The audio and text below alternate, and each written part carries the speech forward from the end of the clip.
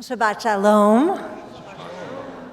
We are going to venture into the territory of Tishah B'Av, but with good cause and with the hope that there will yet be more joy and more shalom, more peace in this world tomorrow and all the days after. They say that when the walls of the temple fell, a great shattering occurred. It was a shattering of our foundation, a shattering of our faith, and a shattering of our souls. The very essence of our Judaism had been destroyed, and the dwelling place of our God had been decimated. And we were a people broken, dispersed, and dislocated from the divine. On Tishah B'Av, the 9th of Av, a holiday not widely observed within our movement, but arguably one of the saddest and most ritually significant days on the Jewish calendar, which begins this evening, we remember this terrible shattering as we gather together in prayer to give voice to our sorrow. In the darkness, with our bodies heavy on the ground, we offer up the somber words of lamentations as we cry out to God in our despair. Remember, O Eternal One, what has befallen us. Behold and see our disgrace. We have become orphans, fatherless. Our mothers are like widows. The elders are gone from the gate, the youngsters from their music. Gone is the joy in our hearts. Our dancing is turned into mourning. With these words, we pour out our grief, shedding tears laden with rage and sorrow, loneliness and desolation. We cry for all that was and all that will never be, and we mourn for all we've lost. So much of our past is gone, without a trace, without even a whisper. Huge swaths erased or displaced or expunged. On Tishah B'Av, we mourn those empty spaces where our people once stood. We mourn the synagogues burned, the communities destroyed, the cities ransacked and ruined. We grieve the destruction of the first and second temples and the torturous exile from our ancestral homeland. We mourn our expulsions from England and Spain, the Khmelnytsky pogroms in Ukraine, and the systematic killings that our people have endured over the centuries. We mourn the decimation of our ancestors and our families in the Shoah. And now, on day 666 of the war between Israel and Hamas, we mourn the murderous rampage of October 7th and all the horrors, heartache, and humanitarian catastrophes that have come in its wake. Yes, we mourn all the calamities that have befallen our people and all of the calamities we endure even still. On Tisha B'Av, we sit with all of it, allowing the pain of past and present to envelop us, knowing that this and this alone is our purpose, to be with our grief, to acknowledge our pain, and to give ourselves the time and space to feel broken.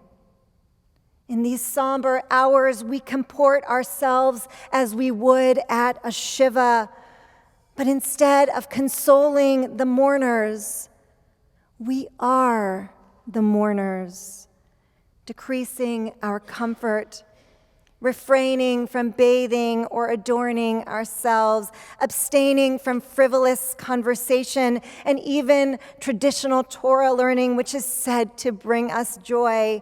And for some, refraining from food and drink in what is often called the hardest fast of the year. These laws and customs of Tishah B'Av enable us to focus solely on our grief, to tune everything else out, and we do. It is just us and our pain, just us and our grief. What is it about the darkness that brings our pain to the surface? The ancient rabbis wondered this too as they read the second verse of Lamentation. She, Jerusalem, cries at night, her tears on her cheeks. In their commentary on Lamentation called Eicha Rabbah, or Lamentations Rabbah, they note, the night draws lamentation with it. There was a story about a woman who was in the neighborhood of Rabban Gamliel, and she had a young son who died. And she would cry at night, and Rabban Gamliel would hear her voice and remember the destruction of the temple. And he would cry until his eyelashes fell out. For those of us who've been caught in the undertow of grief, we know that the waves often seem larger at night. In the hush of night and in the privacy of our quarters, it feels safe to cry, as if the night will absorb all of our sadness. The night invites our tears. The night summons our pain, and Tisha B'Av does the same. Rabbi Dina Weiss writes, "This is the beauty of the 9th of Av. It isn't a day that is focused primarily on making things better. It is a day committed to speaking, to listening, to presence, and to memory. At night on the 9th of Av, this is the story that we need to hear, because mourning is about engaging with and accepting what we cannot change. And there is hope, and there is promise, but first there is grief, and there is sadness. Night is the time that carries that weeping, and the night of the 9th of Av is the night that holds the sorrow. Yes, Tisha B'Av holds our sorrow, giving us the ritual space to speak it, to hear it, to be in it, and to remember it. And isn't that what so many of us need in this terrible moment? A place to hold our sorrow, a space to lay down our pain. In the wake of this emotionally turbulent week, we need the space that Tisha B'Av provides. As we continue to mourn the savage killing of 4 innocent souls, Didarul Islam, Aland Etienne, Wesley Lepatner, and Julia Hyman, murdered in cold blood at their place of work. As we contemplate the cruelty of a world in which these unfathomable losses are even possible, and as we try to understand why America still cannot put into place sensible gun laws, why our protections for guns still outweigh our protections for human life. Yes, we need the space that Tisha B'Av provides as our hearts break over the humanitarian crisis unfolding in Gaza. A crisis of severe hunger and malnutrition impacting large swaths of the population, including many children. And as we recognize we have no choice but to bear witness to this suffering and to call upon Israel's government and leaders to do more, to give more, to supply more, even as we know Israel is not solely to blame here. Even as we know Hamas has played a large role in this catastrophe as well. And we need this space that Tisha B'Av provides as we reckon with the teachings of our tradition, which demand that we feed the hungry, even if we consider the hungry person to be an enemy. Yes, we need the space that Tisha B'Av provides as we continue to scream for the release of the hostages who, after 666 torturous days, continue to languish in the tunnels of Gaza without access to food, clean water, medication, and sunlight, and who the world has seemingly abandoned in this moment of turmoil. As we force ourselves to look at the pictures of hostages Ram Braslavsky and Evyatar David, whose haunted stares and gaunt visages tell us all we need to know about the depths of their suffering. And as we hold our Israeli brothers and sisters close, so many of whom still feel the trauma of October 7th as powerfully today as they did nearly 2 years ago, so many of whom are exhausted physically and emotionally from the tolls of war with Iran, the Houthis, Hezbollah, and Hamas, so many of whom have served again and again in this war that feels like it has no end, and so many of whom feel abandoned, isolated, and alone in a world that vilifies and demonizes them at every turn.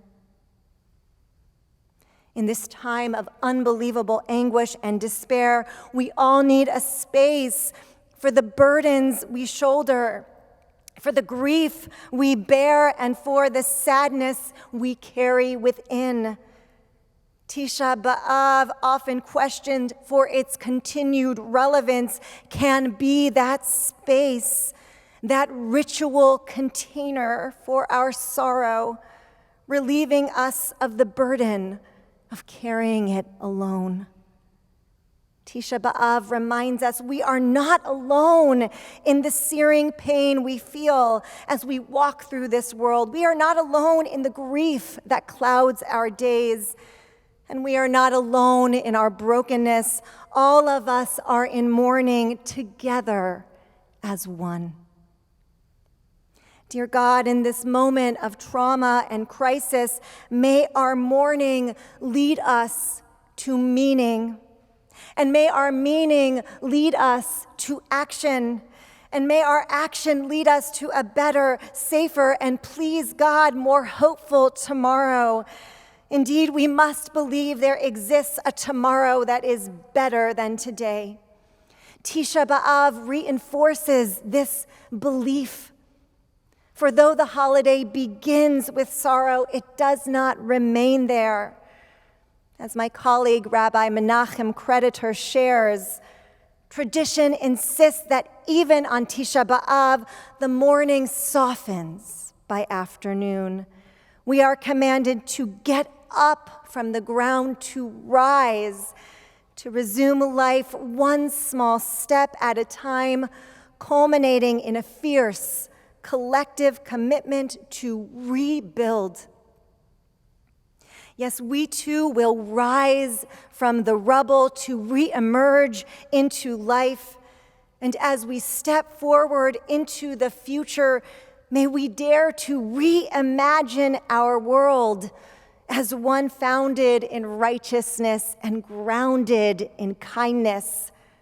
A world where no person goes hungry, where no innocents live in chains, and where every human can live in peace and dignity. The last verse of Lamentations proclaims, Chadesh Yameinu, renew our days. Dear God, may our collective mourning on this Tisha B'Av propel us towards a resplendent and radical renewal, and towards a brave new year birthed in justice, decency, and love for all. Ken Yehi Ratzon. May it be so.